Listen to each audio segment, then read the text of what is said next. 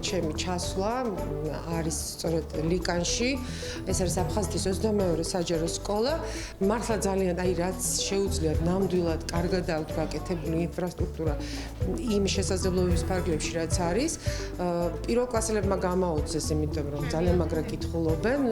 ბიბლუსმა გამოგვატნა წიგნები და თან აი ყველა სახელი და გვარი ჩაიწერა, ვინ რომელ კლასში იყო და სათითაოდ და ესე პერსონალურად მივეცით წიგნები და შევთანხმდით, რომ ბავშვები გაეცნობიან, წაიკითხავენ წიგნებს. აუცილებლად გაზაფხულის მიწრულს მინდა დავბრუნდე უკვე ახალი პროექტით და ასე ვთქვათ, კიდევ ახალი გეგმებით.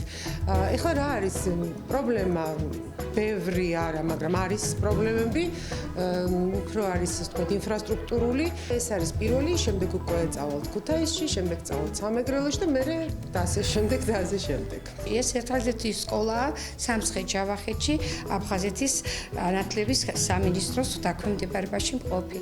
მცირე კონტინგენტიანი სკოლაა და დღეს ქალბატონმა ეკამ გაგვახარა ყველა ბავშვთან მივიდა, მოეფერა, ჩაეხუტა, საჩუქარი გადასცა. ეს ბავშვებისთვის იყო ძალიან, არ ვიცი, აღმაფრთოვანებელი და ძალიან ბედნიერი წავიდა სკოლიდან. ამისთვის უღრმეს მადლობას ვუხდის სამინისტროს, ქალბატონ ეკას და თუ მომავალში ასეთი ვიზიტები გვექნება, მართლა ბედნიერი იქნება ჩემი სკოლა.